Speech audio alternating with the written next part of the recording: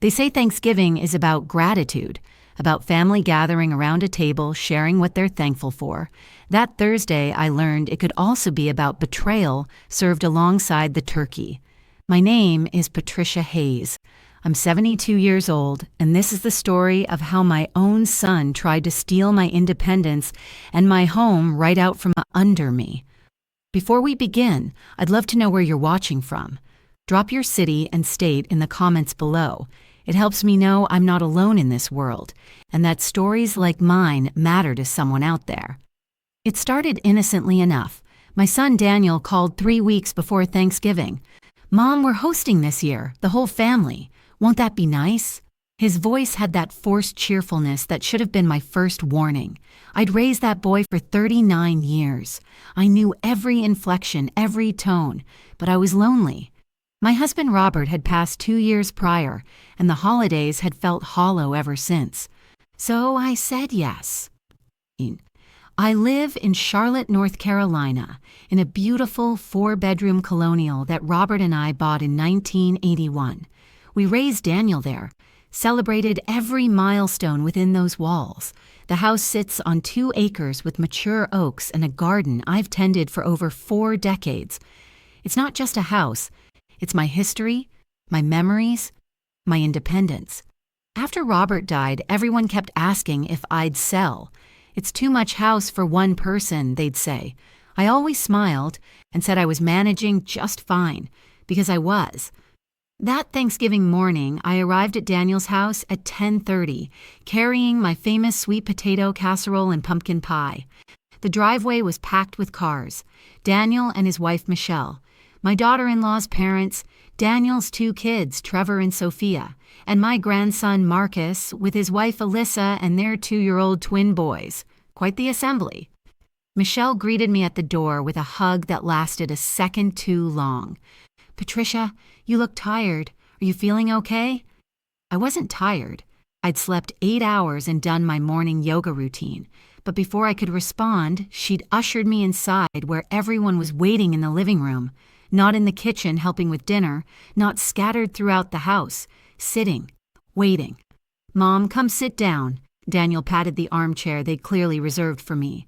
The arrangement felt staged, like an intervention on those television shows. My stomach tightened, but I sat, smoothing my skirt and placing my purse beside the chair. "We wanted to talk to you about something important," Daniel began, glancing at Michelle, who nodded encouragingly.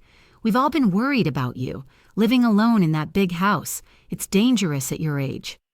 "My age? I'm 72, not 92.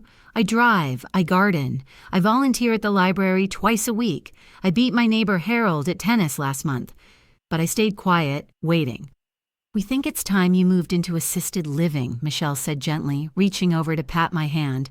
"Somewhere safe, where there are people around, where you don't have to worry about maintenance or being alone." The room went silent except for the twin boys babbling in the playpen.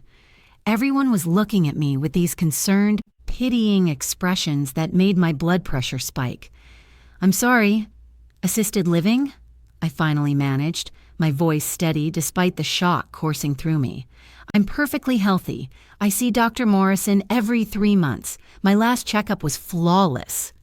Daniel leaned forward, his expression so patronizing it made my teeth clench. "Mom, we know you think you're fine, but we've noticed things. You forgot Sophia's birthday last month." "I didn't forget. I sent her card 2 days early. She told me she loved it." "And you called me twice about the same recipe," Michelle added. "Because the first time you didn't answer and I thought you might not have gotten my message," I said, my voice rising slightly. "That's not dementia, Michelle. That's a bad phone connection." Marcus cleared his throat. "Grandma, we just want what's best for you. Assisted living facilities are really nice now. They have activities and social events." "I have activities. I have a life. I don't need to be warehoused with—" I stopped myself and taking a breath. "I appreciate your concern, but I'm not moving anywhere." That's when Daniel dropped the real bomb. "We've already toured a few places, Mom. There's a wonderful facility 15 minutes from here, Meadowbrook Senior Community. They have an opening next month. We put down a deposit." The air left my lungs. They'd put down a deposit. without asking me, without even consulting me. I looked around the room at these people, my family, and saw nothing but determination in their faces. This wasn't a discussion, this was a decision they'd already made. "You had no right," I whispered. "Mom, please don't make this harder than it needs to be," Daniel said. "We're trying to help you. The house is too much. You're alone. What if you fall? What if something happens and no one finds you for days?" I have a medical alert button. I have neighbors. I have friends. Alyssa spoke up for the first time, her voice saccharine sweet. "Patricia, I hope you don't think we're being selfish, but Marcus and I have been living in that tiny apartment for 3 years now. With the twins, we're bursting at the seams. When you moved to Meadowbrook, we were hoping we could move into your house, just temporarily, until we can afford something bigger. Daniel said you'd probably be okay with it since the house would otherwise just sit empty." And there it was. The real reason. They didn't want me in assisted living because they were worried. They wanted me out because they wanted my house, my beautiful home that Robert and I had worked 3 jobs between us to afford, the place where I'd nursed my baby boy through colic and chickenpox, where Robert and I had danced in the kitchen on our 30th anniversary. "You want my house?" I said flatly. "We want you to be safe," Daniel corrected. "And yes, it would solve Marcus's housing situation. It's a win-win, Mom. A win-win for everyone except me." "I need to use the restroom," I said, standing up on shaking legs.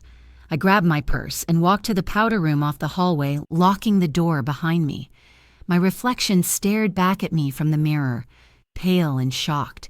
I stood in that bathroom for 10 minutes, gripping the marble countertop, trying to process what had just happened. My own son, the child I'd sacrificed everything for, who I'd worked double shifts to put through college so he wouldn't have student debt, who I'd babysat for countless times so he and Michelle could have date nights. That son had just tried to institutionalize me so his son could have my house. My phone buzzed in my purse. A text from my friend Virginia. "How's Thanksgiving going? Tell me about that casserole." Virginia was 75 and lived alone in a condo downtown. She traveled, she painted, she lived. No one was forcing her into assisted living. That's when clarity hit me like cold water. I wasn't going to let this happen. I wasn't going to be bullied out of my home and my independence. I was going to fight back, but I had to be smart about it. I flushed the toilet for effect and washed my hands. When I emerged, the family was seated at the dining table. They'd started without me. Turkey, stuffing, all the trimmings spread across Michelle's perfectly decorated table. My casserole sat at the far end, conspicuously untouched. "There you are," Daniel said. "Come eat, Mom. We saved you a seat." I sat down, served myself small portion, and said nothing. They made small talk around me, but I could feel their tension, their anticipation. They wanted me to agree, to make this easy. Instead, I asked Marcus about his job, complimented Michelle's centerpiece, and acted as if the living room conversation had never happened.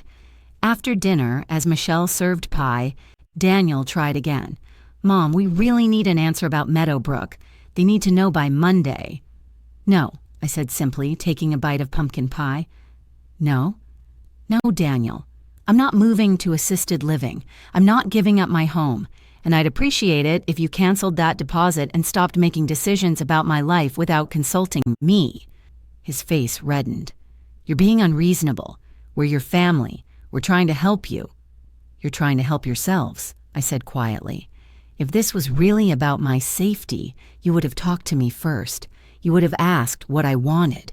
Instead, you ambushed me on Thanksgiving and told me you'd already made arrangements. That's not help, Daniel. That's control." Michelle's mother gasped softly. Marcus and Alyssa exchanged glances. Daniel's face went from red to purple. "Fine," he said sharply. "Stay in that house. Break a hip on those stairs. Fall in the garden, but don't expect us to come running when you need help."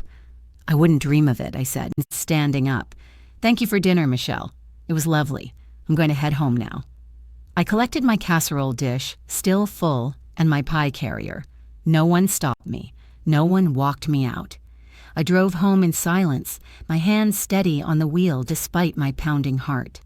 That night, lying in my bed, in my house, I made a decision. They wanted me out? They thought I was too old to fight back? They were about to learn exactly who Patricia Hayes was. Friday morning, I woke up at 6 o'clock with the kind of clarity that only comes from righteous anger.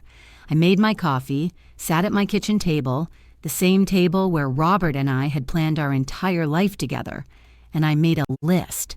Not a grocery list, a battle plan. First item, find out exactly what my house was worth.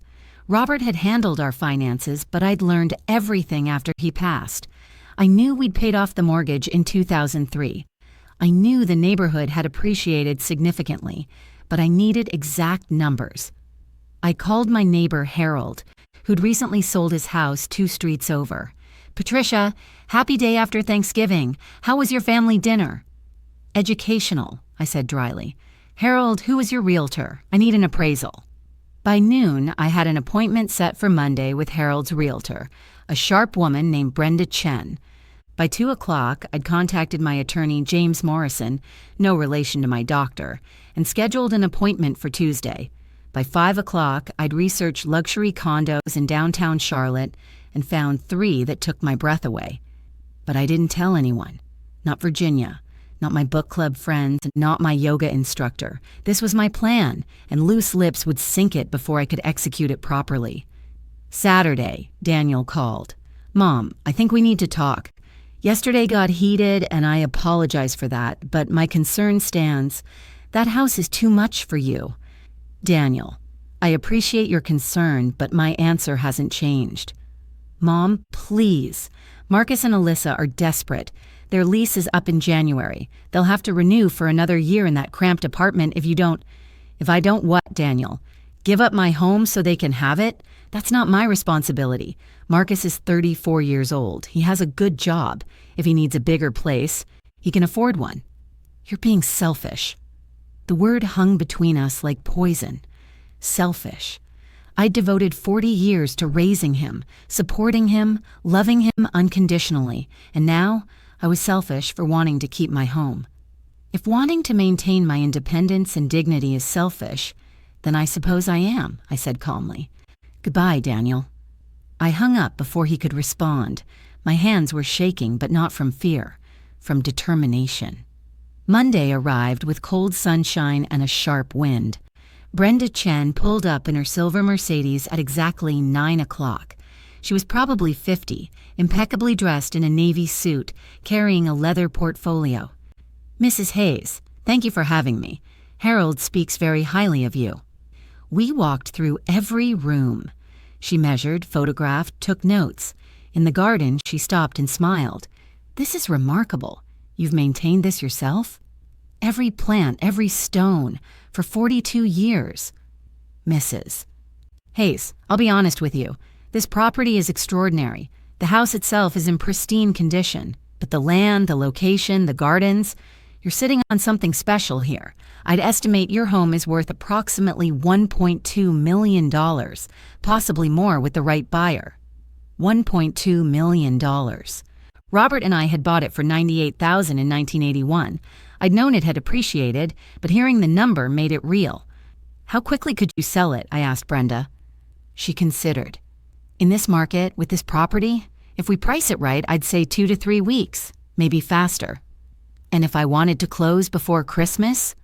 Her eyebrows rose. "That's ambitious, but not impossible. Cash buyers could make it happen. May I ask what's prompting this urgency?"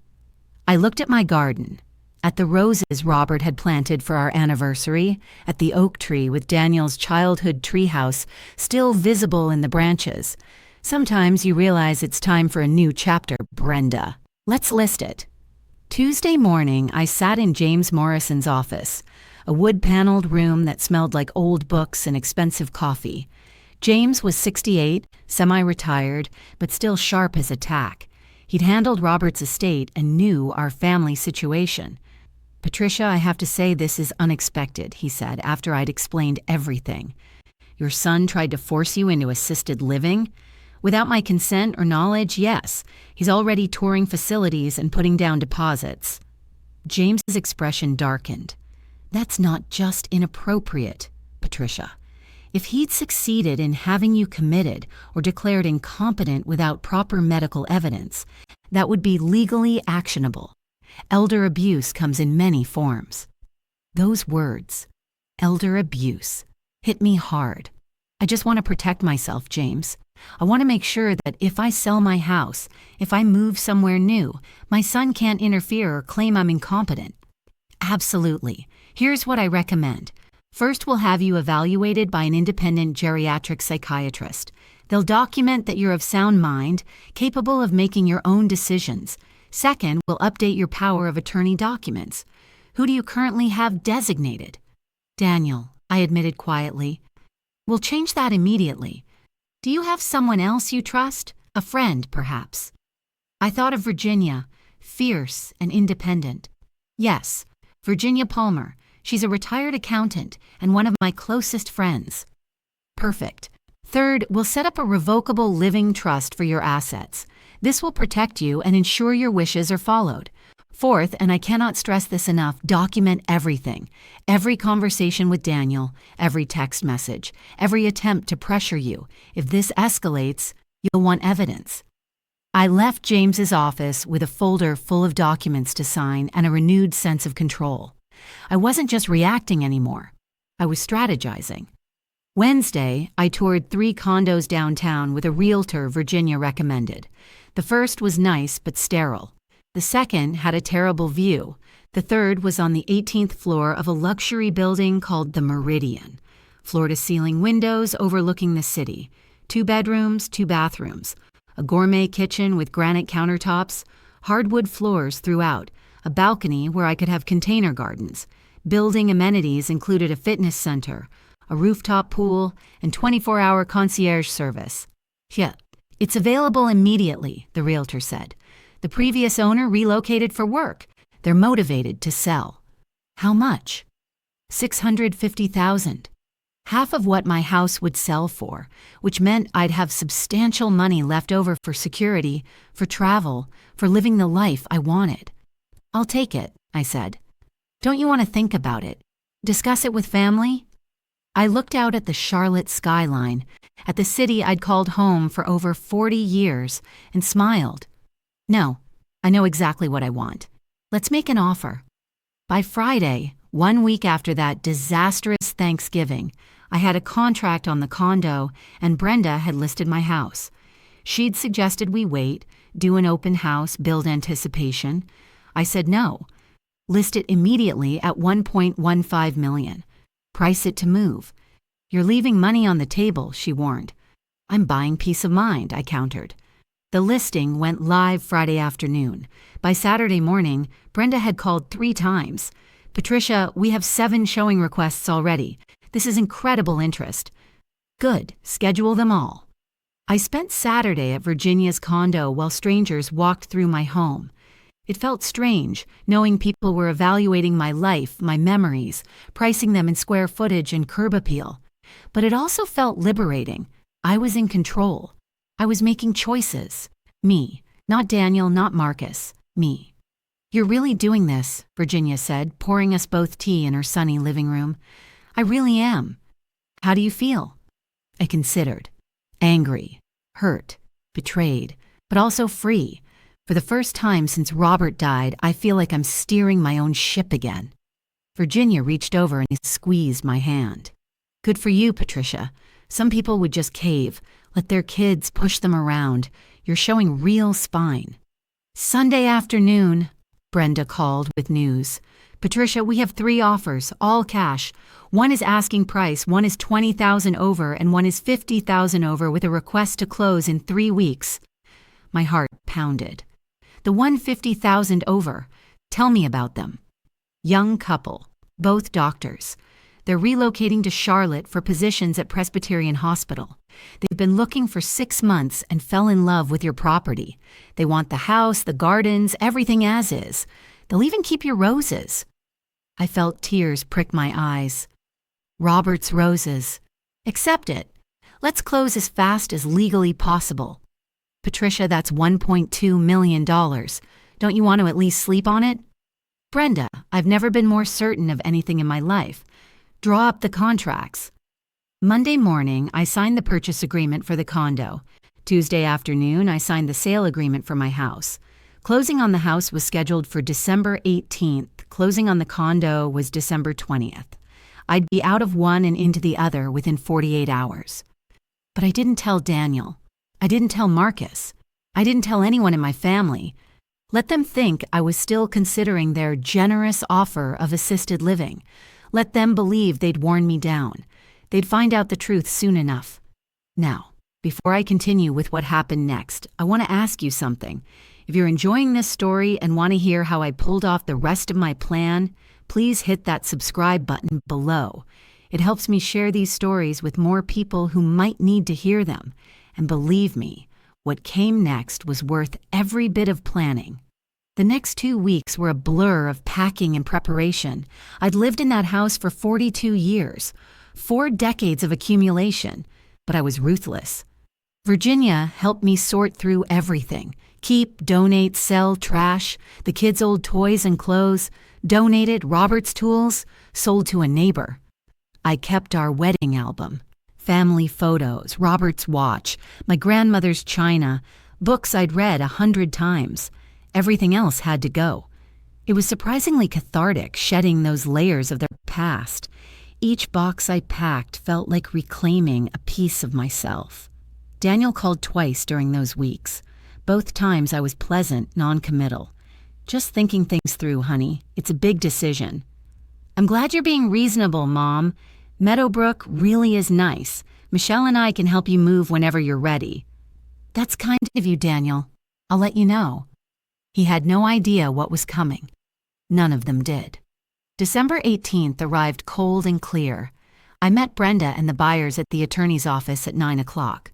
Dr. Sarah and Dr. Marcus Chen were in their mid-30s, bright-eyed and excited. They brought photos of their 2 young daughters. Mrs. Hayes, we just want you to know how much we love your home, Sarah said. We promise to take care of it. Your gardens are extraordinary. Thank you, I said, my voice thick. It's been a good home. I know you'll make wonderful memories there. We signed papers for 90 minutes. When it was done, I handed them the keys to my house. They handed me a cashier's check for $1.2 million.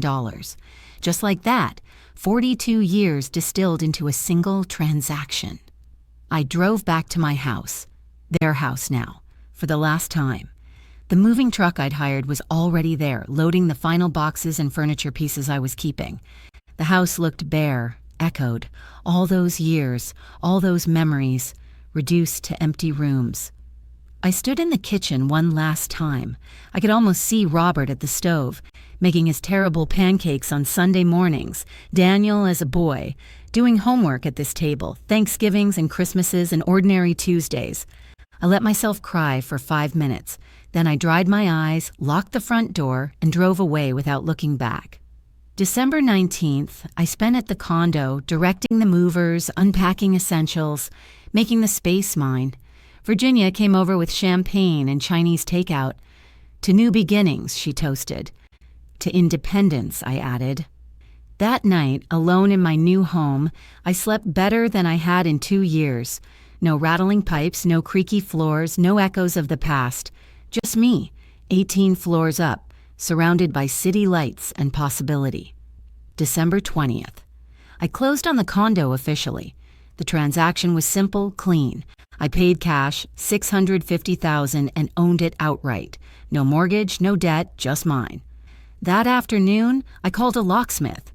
I need you to come to my old house, I said, giving him the address. I need all the locks changed. Today. Ma'am, do you own the property? Not anymore. But I paid for new locks as part of the sale agreement. The new owners authorized it. I have the documentation. Which was true.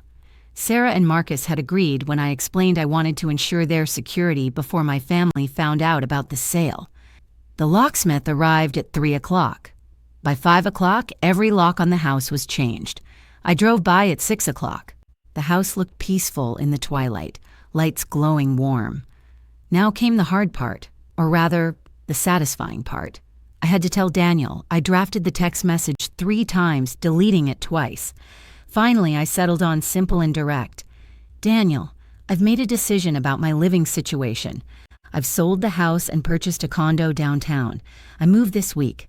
I hope you and Marcus can understand that I need to make my own choices about my life. Mom. I sent it at 7 o'clock Friday evening, December 21st. Then I silenced my phone, poured myself a glass of wine, and sat on my new balcony watching the city lights twinkle below. My phone started buzzing immediately. Calls, texts, voicemails. I didn't look at any of them. Not that night. I'd spent 2 weeks executing my plan in secret, and I deserved one peaceful evening of victory. Saturday morning, I finally checked my messages. 17 missed calls from Daniel, 8 from Marcus, 4 from Michelle, 23 text messages ranging from confused to angry to outright hostile. Daniel's texts were particularly illuminating. Mom, what do you mean you sold the house? Call me immediately. This is insane. You can't do this. We had plans for that house. Mom, you're not thinking clearly. You need to reverse this. I'm coming over. We need to talk. That last one was timestamped at 11:30 the night before. I smiled grimly. He'd gone to the house. My old house. He'd probably knocked on the door. Maybe the Chens had answered, confused by the angry man demanding to know where his mother was. I sent one reply. Daniel, I'm perfectly capable of making my own decisions. I'm not giving you my new address. If you need to reach me, you can call. But I'm not discussing my choices. They're made. My phone rang immediately.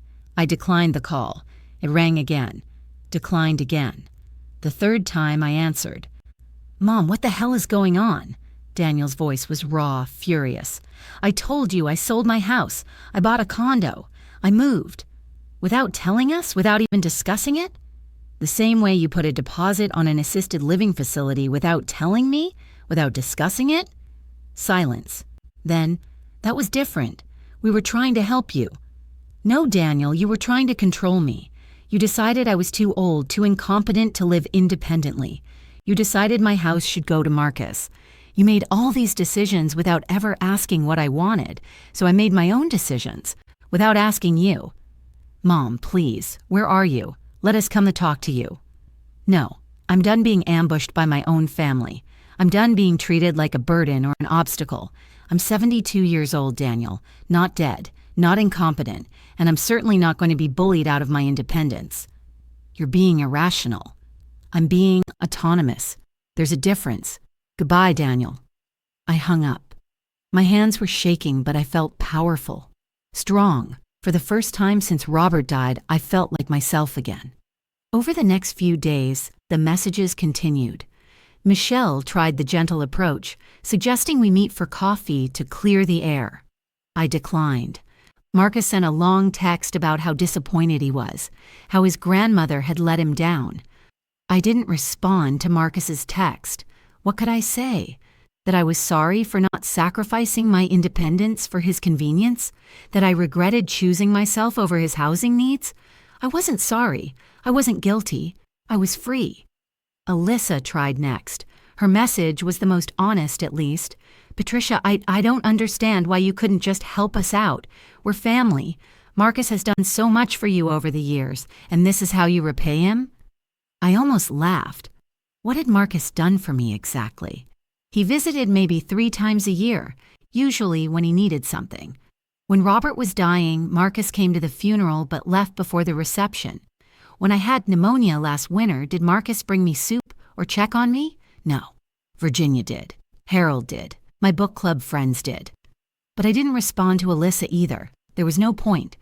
They'd constructed a narrative where I was the villain, and nothing I said would change that.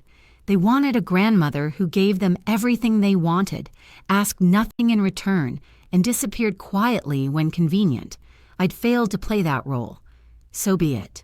Christmas came and went. I spent it with Virginia and 3 other friends from my book club. We cooked together, exchanged modest gifts, and watched old movies. It was the best Christmas I'd had in years. No forced cheer, no walking on eggshells, no feeling like a burden. Just honest affection and companionship. Daniel sent a card, generic, store-bought, wishing you a Merry Christmas.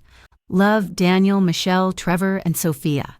No phone call, no attempt to visit. The message was clear. If I wasn't going to cooperate, I wasn't going to be included. New Year's Eve. I stood on my balcony at 11:55, wrapped in Robert's old cardigan, watching fireworks bloom over the Charlotte skyline. Below me, the city pulsed with life and light and possibility. I thought about the past year, losing Robert, that awful Thanksgiving, the fear and anger and determination that had led me here. I thought about the year ahead. What would I do with all this freedom? Where would I go? Who would I become now that I'd reclaimed my life? At midnight, I raised my glass of champagne to the sky. To us, Robert, to the life we built, and to the life I'm going to build now. I hope you'd be proud. January brought clarity. Daniel tried one more time, calling on my birthday, January 15th. I answered, feeling generous. Happy birthday, Mom. Thank you, Daniel. Are you well? Are you happy in your new place? Very much so. It suits me perfectly. Mom, I've been thinking about everything, about Thanksgiving. I want to apologize. I went about things the wrong way. I should have talked to you first, asked what you wanted. Yes, you should have. Can we start over? Can you at least tell me where you're living? I'd like to see you. I considered. Part of me wanted to believe him, wanted to rebuild our relationship, but I remembered that Thanksgiving, the ambush, the assumption that they could just take my life and redistribute it however they pleased. Daniel, I appreciate the apology, but I'm not ready yet, maybe someday, but not now. Mom, please, you're my mother. I miss you. And you're my son.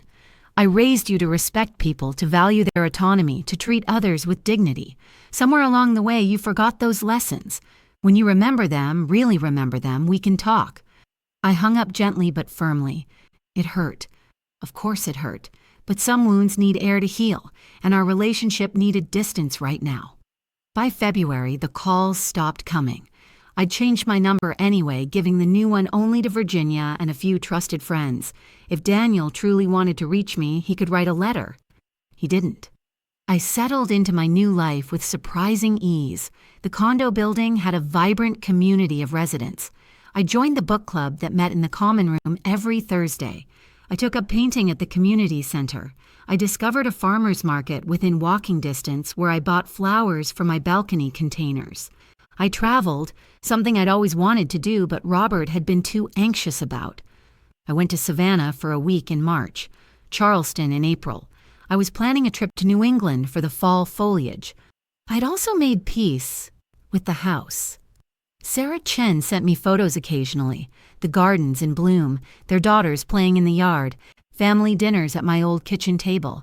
It helped, seeing the house filled with life and love again. It wasn't mine anymore, but it was cherished. That mattered. One evening in May, sitting on my balcony with Virginia, she asked the question I'd been avoiding. Do you think you'll ever reconcile with Daniel? I don't know, I admitted. Part of me wants to. He's my son. I love him, even when I don't like his choices. But another part of me knows that I can't go back to being the version of myself that let people make decisions for me. That woman is gone. This is who I am now. And who is that? I thought about it. Someone who knows her worth. Someone who won't apologize for taking up space or having needs or making choices. Someone who's done shrinking herself to make others comfortable. Virginia smiled. That's a damn good woman to be. 6 months after that Thanksgiving, I was happier and more fulfilled than I'd been in years.